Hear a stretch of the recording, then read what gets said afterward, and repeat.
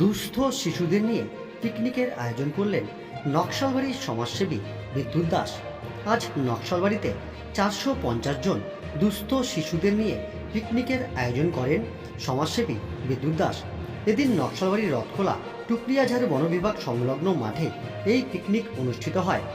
এদিন দুস্থ শিশুরা ছাড়াও 8 থেকে 80রাও অংশগ্রহণ করেন। সমাজসেবী বিদ্যুৎ দাস জানান, এরা কোনো পিকনিক পায় না।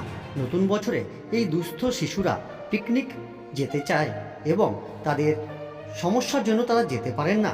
গত 10 বছর ধরে এই পিকনিক অনুষ্ঠিত হয়। এদিন খাওয়া দাওয়া, গান বাজনা ও খেলাধুলার মাধ্যমে আনন্দে মেতে ওঠে শিশুরা। সকালে টিফিন থেকে শুরু করে দুপুরের খাওয়া দাওয়ার পরে চলে একাধিক খেলা ও পুরস্কার প্রদান। বিদ্যুৎ দাসের এই উদ্যোগকে সাধুবাদ জানান অনেকেই। এই পিকনিক থেকে খুশি খুদেরাও। बहुत अच्छे से आनंद किया और हम लोग के डांस वगैरह के लिए सर ने हम लोग के लिए जो म्यूजिक सिस्टम है वो लाए और इन्जॉय करने के लिए फुटबॉल लाए थे। और हम लोग का सुबह का ब्रेकफास्ट था, उसमें हम लोग पूड़ी खाए, चना खाए। और अभी का हम लोग जो खा रहे हैं लंच में वो है हम लोग का राइस, दाल, चिकन। और हर एक साल होता है? हाँ, हर एक साल होता है। विद्युत सर हम लोग को ये चीज़ हर एक साल कराते हैं और इसमें हम लोग बहुत इन्जॉय करते हैं। और প্রতি বছরের মতন এবার 10 বছর পূর্ণ হলো। আমরা একটা চেষ্টা করি, বেশিরভাগই দুস্থ বাচ্চারা যারা হয়তো পিকনিক খাবে বলে আশা করে থাকে, হয়তো জানুয়ারি মাসের প্রথম বর্ষে তারা হয়তো পিকনিক না খেতে পারে না, তাদের সকাল থেকে এখানে খাওয়া দাওয়ার ব্যবস্থা থাকে। সেরকম সকালে লুচি পুরি থেকে শুরু করে সবজি বুন্দিয়া সেগুলো খাওয়া দাওয়া হয়েছে। তারপরে এখানে এখন খাওয়া দাওয়ার পরে সকালে ব্রেকফাস্টের পরে এখানে খেলাধুলা, ফুটবল খেলাধুলা থেকে সমস্ত রকম খেলাধুলা বাচ্চারা যেরকম করে আনন্দ উপভোগ করতে পারে তার সব রকম ব্যবস্থা করা হয়েছে। পাশাপাশি দেখবেন আপনি এখানে আদিবাসী নৃত্য হচ্ছে।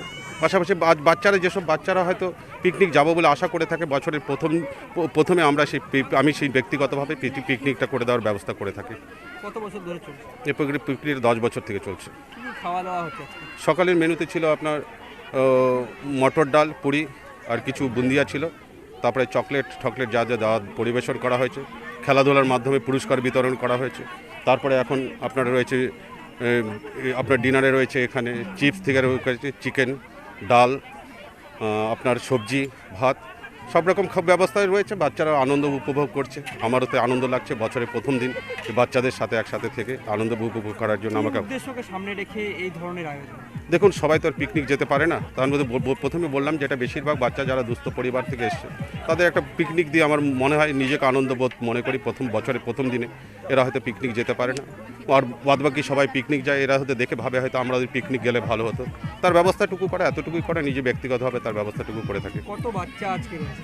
450 থেকে 500 বাচ্চা হবে। আপনার নাম? বিদ্যুৎ দাস।